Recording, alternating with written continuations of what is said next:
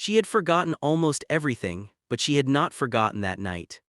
That's the thing about the brain that nobody tells you until you need to know it. The emotional memories go last. The facts dissolve first.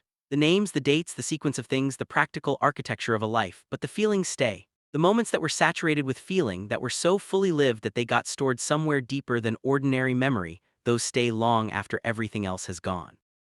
Margaret Holloway was 81 years old. She had been diagnosed with Alzheimer's 3 years earlier. She could no longer reliably tell you what year it was or the name of the president or sometimes the name of her daughter who drove her everywhere and whose face she knew even when she had temporarily lost the word for what that face meant to her. But she could tell you about the night she saw Diane Keaton in her first film. She could tell you everything about that night. The late show that Wednesday had been running with the warm, easy energy that Diane Keaton always produced in rooms. She was 78 years old and had long ago stopped performing herself for anyone, which meant that what you got when you got Diane Keaton was simply Diane Keaton, unmediated and entirely worth it. She was funny in the sharp, self-deprecating way of someone who has spent 50 years in the public eye and found the whole thing consistently absurd. The audience loved her immediately. Stephen was good that night. The conversation moved through her career with the pleasure of two people who both find the subject genuinely interesting. She talked about the early years, about the work, about what it meant to look back on 50 years of films and see not a career but something more like an argument, a long, ongoing argument about what women were allowed to be on screen. And then Stephen said he had someone he wanted her to meet. Diane looked at him with the particular expression she had, slightly suspicious, slightly amused, the expression of someone who has been surprised enough times to be permanently prepared for it. Someone who knew you, Stephen said, a long time ago. I've known a lot of people a long time ago, Diane said. Not like this, Stephen said. The side door opened. Margaret Holloway walked in slowly, with the careful steps of someone navigating a world that has become slightly less reliable than it used to be. Her daughter walked beside her, one hand lightly at her elbow, not guiding, just present. Margaret was small, white-haired, wearing a blue cardigan that her daughter had told her was her favorite color. She looked at the studio with mild, interested eyes, taking it in without urgency, the way she took in most things now. She looked at Diane Keaton. And something happened in her face. Not recognition exactly, or not only recognition, something older than recognition, something that lives below the level where Alzheimer's reaches. Oh, Margaret said softly, just that, just the sound of something arriving that had been expected for a very long time. Diane stood up. She looked at this small, white-haired woman who was looking at her with an expression she couldn't name and had never seen directed at her before, not fan recognition, not celebrity excitement, something more private than either of those things. Hello, Diane said carefully. Hello, Margaret said, and then with the complete certainty of someone stating a fact, I saw you the first time. Subscribe and leave a comment, because what Margaret remembered about that night and what it did to Diane Keaton is the part that stopped the entire studio. Stephen had arranged chairs, not the formal desk setup, but two chairs facing each other close, the way you arrange things when you want two people to actually be with each other rather than performing for a room. Diane and Margaret sat. Margaret's daughter sat just behind her mother, close enough to help if help was needed. Tell me, Diane said. Her voice was different, stripped of the wit and the self-deprecation and the 50-year armor of someone who has been famous long enough to know how to be famous. Just a woman asking another woman to tell her something. Margaret looked at her hands for a moment, then looked up. It was 1970, she said. Her voice was clear and steady in the way that voices are sometimes clear and steady when they are accessing something stored in a deeper place than ordinary speech. I was 28 years old. I had 2 children at home and a husband who didn't understand why I needed to go to the movies by myself sometimes. A slight smile. I went anyway. Diane was very still. The theater was on Wilshire, Margaret continued.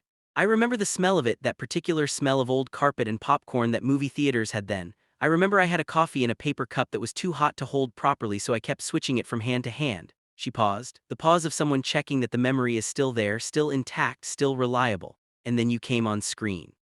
What film? Diane asked quietly. Does it matter? Margaret said, not unkindly, just honestly. Diane shook her head slightly. No, I suppose it doesn't. You came on screen, Margaret said, and you did something. I don't know exactly what it was. You moved in a certain way, or you looked at something in a certain way. I don't remember the scene. I just remember thinking, she's not performing, she's just being. and I had never seen a woman on screen just be before, not like that. The studio was completely silent. I started crying, Margaret said simply. In the dark by myself holding a paper cup of coffee that was still too hot. I didn't know why I was crying, I just knew that something I had been waiting for without knowing I was waiting had arrived. She looked at Diane directly. You made me feel like it was allowed to just be, whatever I was, however I was, it was allowed. Diane Keaton was crying. Not the polished tears of a practiced performer, but the real ones, the kind that arrive when something reaches past every layer of professional composure and lands directly in the place where the true things live. Her hands were in her lap and they were not still, and she was not trying to make them still. I've thought about that night so many times, Margaret said. Her voice was quieter now, slightly more careful, the voice of someone who has learned to be careful with the things that still remain. My daughter tells me I forget things. I know I forget things. I can see it happening sometimes, like watching something go around a corner. There and then not there, she paused. But I have not forgotten that night. I have not forgotten you on that screen and the feeling of something being allowed. She looked at Diane steadily. I wanted you to know that before I forget that too. The last sentence landed in the studio like something irreversible. Before I forget that too. Diane reached out and took Margaret's hands in both of hers.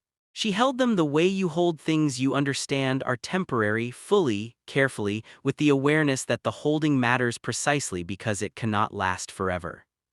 Thank you, Diane said, her voice was barely above a whisper, for coming here, for telling me. Margaret looked at their joined hands, then up at Diane. You look the same, she said. In person, you look the same as you did on that screen. Diane laughed, the surprised laugh that lives right next to tears. I absolutely do not. You do to me, Margaret said simply. And the simplicity of it, the complete absence of performance in it, made it the truest thing anyone had said in that studio all night. This is the moment nobody in the studio and nobody watching at home ever saw coming. Stephen had not moved from his chair. He had been watching the two women with the expression of a man who has spent 20 years on television and has just witnessed something that made all 20 years feel like preparation for this specific Wednesday night. He looked at Margaret's daughter, who was sitting behind her mother with tears streaming quietly down her face, one hand pressed against her mouth. How long has she been talking about this night? Stephen asked her gently. Margaret's daughter took a breath. Since I was a child, she said.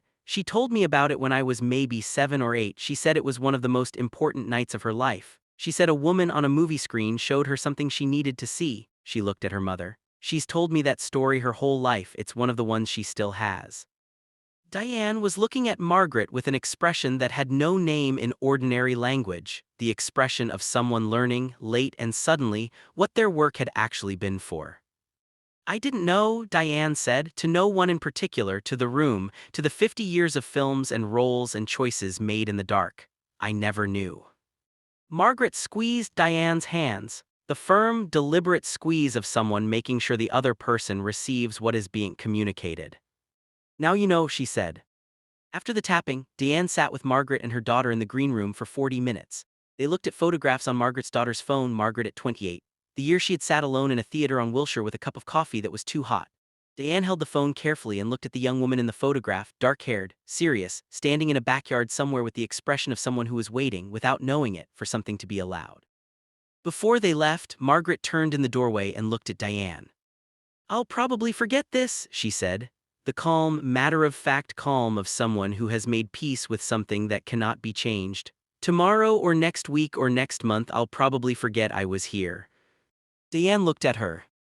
But you'll remember the feeling, Diane said. Even when you forget the rest, you'll remember the feeling.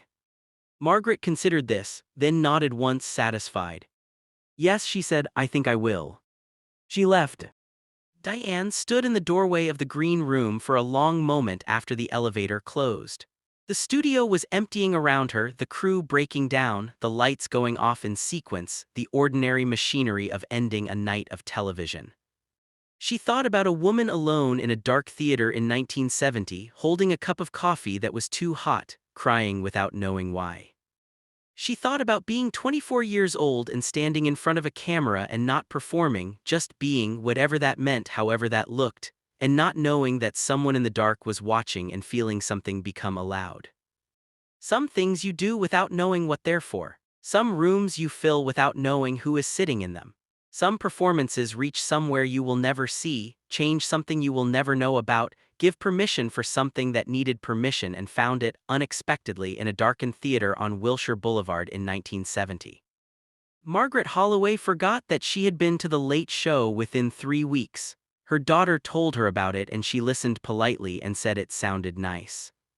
But sometimes, in the evenings, she would look at a particular photograph on her daughter's phone, herself and Diane Keaton, hands clasped in a green room in New York, and something would move across her face. Not recognition, something older than recognition. The feeling of something being allowed. That doesn't go, that never goes. If this story moved you, like this video and subscribe, because some moments stay with us long after we forget everything else.